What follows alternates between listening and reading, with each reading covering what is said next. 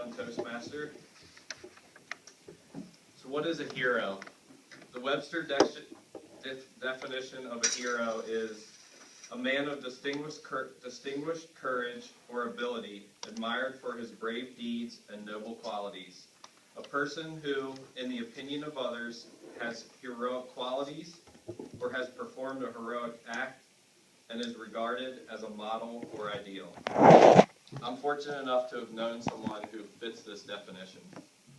Many people knew him as Richard Louis Akel. His family and friends knew him as Pop. I called him Pap, and he was my hero. The legacy that Pap left in this world is difficult to describe in 10 minutes. I could write a novel about all the testimonials from people's lives that he's touched, but I'll do my best to sum up how he touched my life and the legacy that he's passed down to my family. When I look back on the impact that Pap had on me, there are a few things that stand out, things that became non-negotiables in the way that I live my life. Pap was a proud American. He loved his country. He didn't love every politician or every decision that was made, but he loved the freedoms and the opportunity that this country provided. He was a war hero. He trained with the Army 69th Infantry. He fought in the Battle of the Bulge in World War II, and he was awarded the Bronze Star for heroism and the Purple Heart for being wounded in battle. These are the 5th and 6th highest combat decorations you can receive. But he never spoke much about the war, and I think it was for 2 reasons. One, I know for sure that he experienced a lot of horrors when he was in battle, and he didn't like to talk about those. But the other thing was that he was very humble. He believed that it was his duty to serve and protect the country. In fact, when he passed, my father found a letter from his commanding officer awarding him the Bronze Star, and it talked about his act of heroism.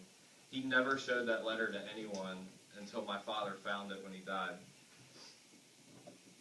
My Pap taught me to be a proud American.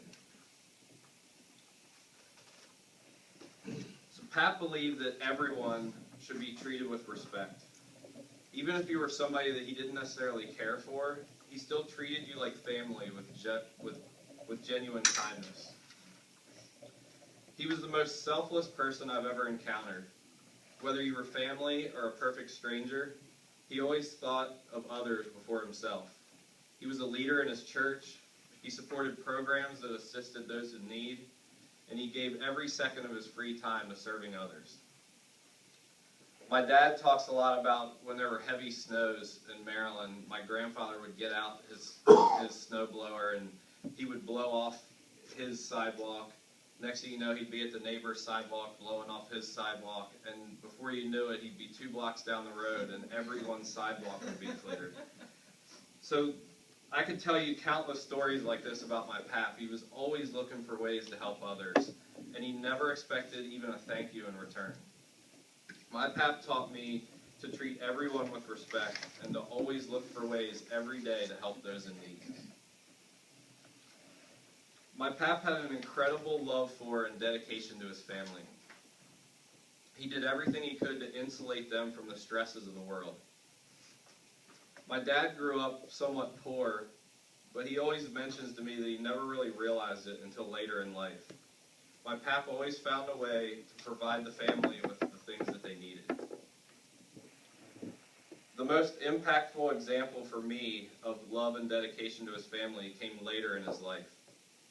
His wife, my Nana, was admitted to Kaufman Nursing Home in 1995. She suffered from a nerve degeneration disease, which within a matter of 2 years left her unable to speak, eat on her own, or even get out of bed, in and out of bed on her own. But my Pap's love never wavered for his wife. Every day, he'd arrive at the nursing home at 9 a.m. He'd spend the entire day with her, watching TV, eating lunch, talking about the family, talking about the news, just chatting it up with her as if she could still talk back. But my Pap believed that she could at least hear what he was saying, and he didn't need her to answer. He just wanted her to know that he still loved her the same and still enjoyed spending every day with her. In 1997, my Pap suffered from kidney disease and had to begin kidney dialysis. That year he decided that he too should go to Kaufman Nursing Home because he was having trouble getting around. But he made us all promise that we wouldn't tell Nana. He didn't want her to worry about his health.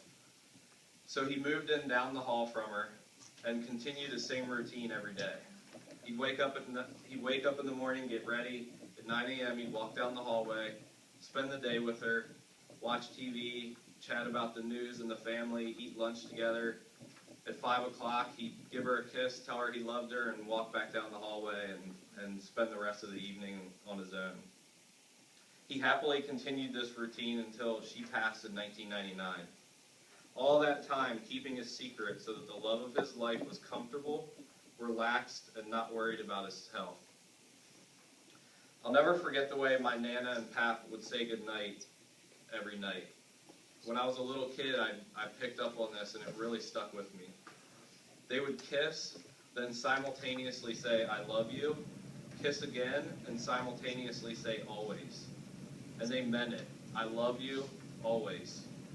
My Pap taught me that the love and dedication I have for my family must never waver and last forever. Now, Pap also knew how to enjoy life and cherish God's many gifts. He had a knack for balancing life with work, family, vacations, and fun, and he never let one interfere with the other. He was quite the joke teller and prankster as well. Before he moved into the nursing home, he lived with my family, and I remember at least once a week getting a parking ticket on my car from him for parking in his spot. You might think this picture was actually a candid moment captured unexpectedly between a grandfather and his grandson, but you're mistaken. This was a calculated move by my Pap. He pulled me aside and said, if we go up close to the water, take our shirts off and pose for a picture, all the ladies on the beach will check out our butts. Now his humor didn't go away as he aged. For anybody who's had to spend any time visiting anyone in a nursing home or had family with folks in a nursing home, you probably realize that enemas become about as common as a bath in a nursing home. My grandfather always got a kick out of this subject, similar to Joe Cole and I. Anytime he heard a nurse call for an enema, he would go to the janitor's closet, pull out a 6-foot garden hose, and walk up and down the hallway saying, "Who called for my enema service?" So he was a very funny man, and my Pap taught me to enjoy life and have a sense of humor about it. My Pap taught me many things. Among those were pride for my country, treat others with respect and help those in need, love and dedication to family, and enjoy life to the fullest. People look in many directions for their heroes in life. Some real, some imagined. Some are TV or movie characters, some sports stars, some world leaders. Well, fortunately, I didn't have to look far for my hero in life. Pap, you're my hero. I love you always.